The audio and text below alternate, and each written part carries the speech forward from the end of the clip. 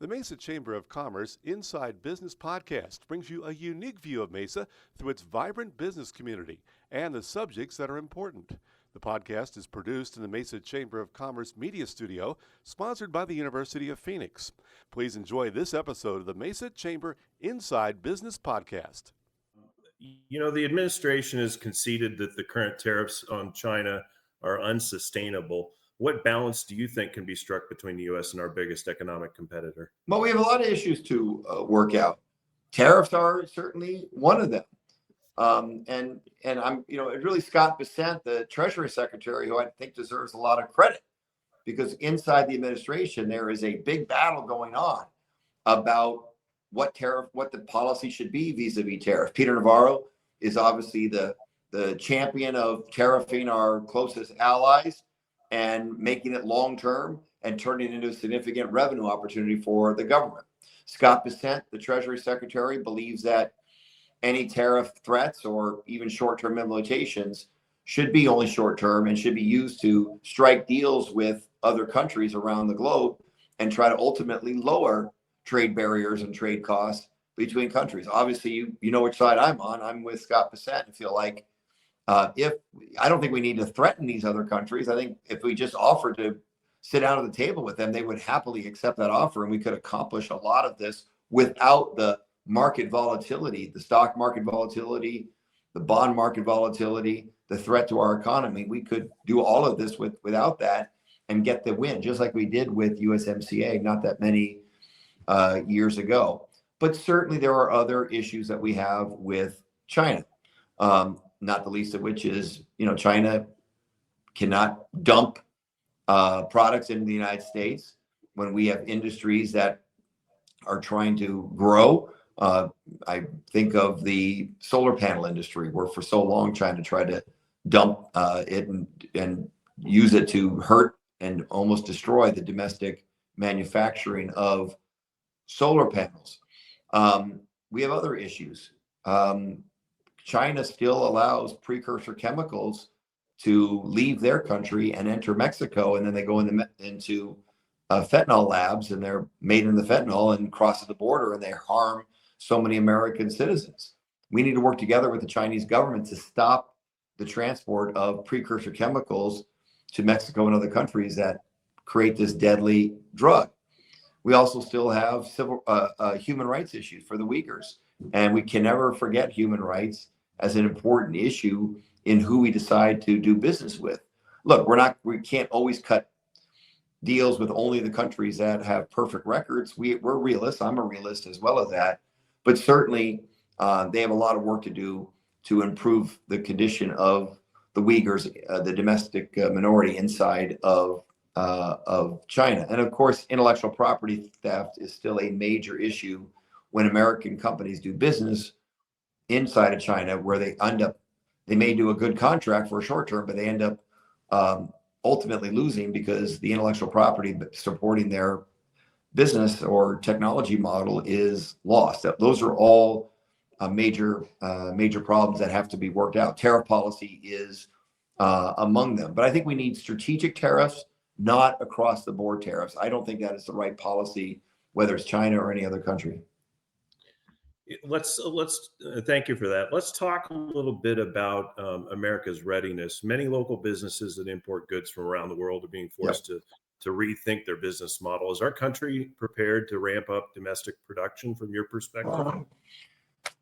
Well, yes and no. I mean, it depends on the industry. Obviously, when it comes to semiconductor, we're doing great. And that was a very strategic decision by Congress to invest in the Chips and Science Act, and it sent signals to the world that we want this most important industry.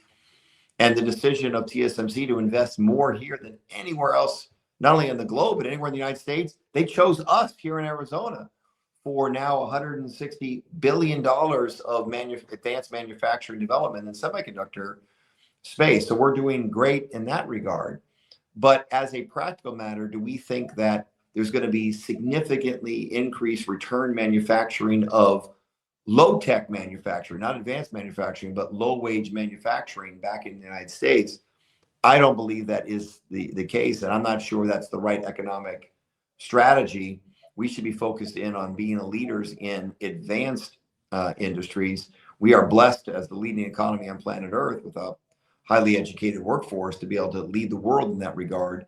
And I don't want to be chasing after industries that don't add as much value to our long term to our economy. And so we have to, make sure that we are being very smart about this. Plus, in our Democratic Republican system here, where we vote every 4 years for a new president and a new Congress through our form of government, are companies going to make investment decisions that last in sometimes decades based on a single president's decision to ratchet up tariffs unilaterally across the board? I think these companies they're probably not going to make investment decisions based on the permanency of tariffs because they can't bank on the permanency of tariffs. And so that may not be a smart economic move. The reason they're going to choose the United States is because we have the workforce that we need. I know this chamber works more on workforce than anybody else, building the quality workforce. And do we have the infrastructure, transportation infrastructure, supply chain infrastructure in place so that we can be competitive? That's our competitive advantage, not tariffs. And thank you for your support of the CHIPS Act. We really appreciate that. Let's drill down into industries a little bit. One chamber member is asking, what are we supposed to do about agricultural goods that are unable to be mass produced in the United States? For example, bananas, coffee beans, so on and so forth. Can exceptions be made for these goods? Well, I'll answer the last part first. Sure, but the exceptions can be made. But do we really want a tariff policy in which we implement across the board tariffs and then, whoever hires the best lobbyist gets an exception to the deal? That makes the lobbyists very wealthy, but is that really the right economic policy for the United States? Remember when they announced the big China tariffs, and then a week later it said, well, Apple gets all the exceptions, and then the next day said, well, wait a minute, we didn't mean that. Apple doesn't get the exception. I mean, that's not good economic policy based on who can get an exception, who get exception. Although you asked me that question on a very bad day, because I'm very unhappy, like so many in Arizona are, that the Trump administration on the issue of the tomato suspension agreement, which allowed for the importation from Mexico of tomatoes on a large scale, helping Arizona, because so many of them come through Arizona through our storage capacity and moving them. That is big business here in Arizona. And the policy was that we did not have tariff on those tomatoes, and it's seasonality. Sometimes Florida tomatoes are in season and we ship across the United States. When that's not the case, often the Mexico tomatoes are, and we can have fresh tomatoes everywhere in the United States at low cost. Well, they've re-implemented the tariffs on tomatoes from Mexico, which actually hurts us here in the United States and makes the availability of fresh tomatoes, they're much less available throughout the United States. So that is a tremendous issue. And yes, we understand when it comes to agriculture, we're so blessed with that industry here in Arizona, especially in Yuma, the salad basket of the United States, through the massive lettuce industry there. And of course, fruits and vegetables that cross over that border that put food on the table in America is incredibly important. We want to keep those prices as low as possible. And a tariff policy like it's been proposed, is just a massive tax increase on the American people. Yeah. Let's talk about housing. We've heard from our members that materials for housing are going up. Lumber prices are going up. Other material prices are going up. How are tariffs expected to affect the housing industry from your perspective? I mean, you mentioned just the construction materials, but what about HVAC, air conditioners? I met with a series of developers today to talk exactly about this issue, about what are the impacts on the tariffs of your industry. They said, yeah, it's not just building materials, it's also all appliances that go into the houses that are in many cases not just more expensive, but in some cases impossible to get. It slows down the entire housing availability, which increases prices at a time that we have a major housing shortage here in the United States. And let's also talk about workforce, because I know we're not talking about immigration policy here on this call, but you can't talk about tariff policy without talking about adopting smart immigration policy that helps to advance the American economy.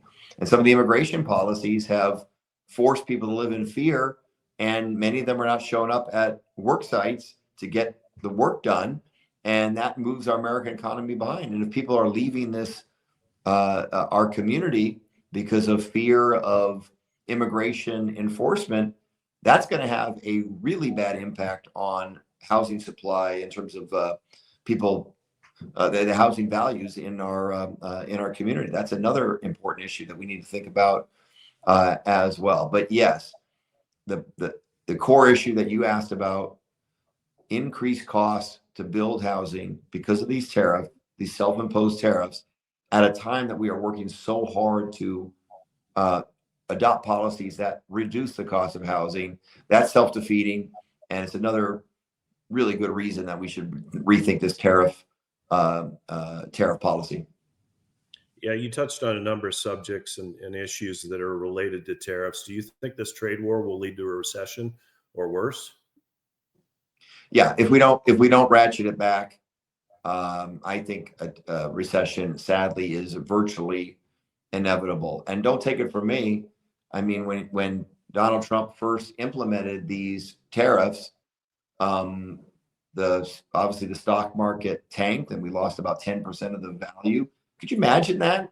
If you're a senior citizen who has saved, you're a teacher or some other person that's been a public servant but of modest income, but you saved enough money and you're going to live off that in your senior, your 401k, and you've lost 10% or more of the value of your savings. That's not hypothetical. That's not theoretical. That is a massive impact on your ability to live a retirement with dignity right here in real time. And then beyond that, you saw what happened with the bond market. Look, in times of trouble, the rest of the world looks to the United States, and buying bonds in the United States as the safest investment, because the United States is the strongest economy on planet Earth, and we're the ones you can rely on, and we're strong and we're consistent in our policy. Instead, you saw the bond markets go crazy, and we knew that was going to result in us going over the cliff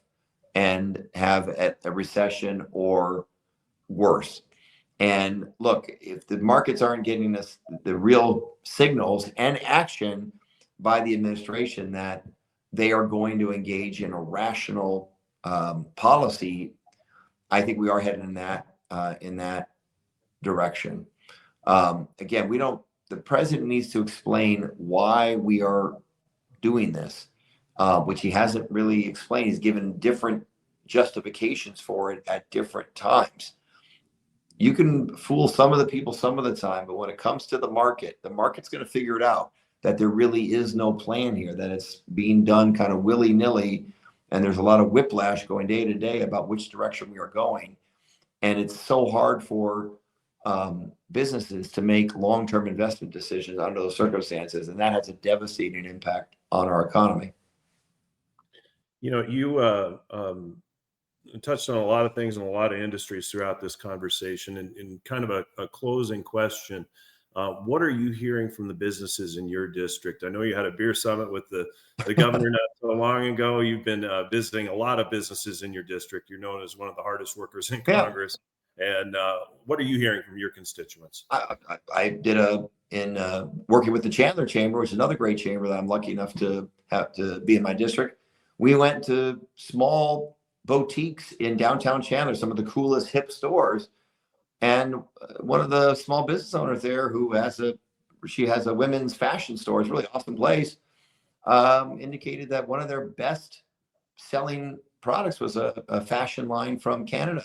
And they simply Canada won't ship it anymore to them to sell in the United States because of cost issues. Look, that's not the biggest thing in the world, but this is totally self-imposed. Why shouldn't people, if they enjoy a particular line of fashion, have the opportunity to enjoy that? And we're just missing out on that opportunity. You can imagine on her bottom line, and she said this was her best-selling line, the economic loss to her for really, in my opinion, no reason, no actual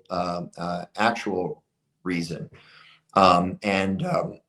I think these are troubling times. We've got to make some really important decisions as Americans about what our priorities are going to be and how we want to interact with our allies around this globe, and kind of sticking a fork in their eye through unilateral high tariffs, I think is not only going to hurt us in the short run, but really hurt us in the long run in terms of our reputation in the international community. And that's important, not just for economics, but also for national security. Yeah. Congressman Stanton. All right. Thanks so much. That was great. We really appreciate it. This concludes the Mesa Chamber's webinar, Talking Tariffs with Congressman Greg Stanton. Thank you for your time and attention today. Have a wonderful rest of your day. Thanks, Eric. Have a good one. Thank you. This has been a Mesa Chamber of Commerce Inside Business podcast. You can find all podcast episodes at iTunes, Spotify, or your own favorite podcast website. You can also find them online at mesachamber.org. Content of this podcast is copyright the Mesa Chamber of Commerce, unless otherwise noted.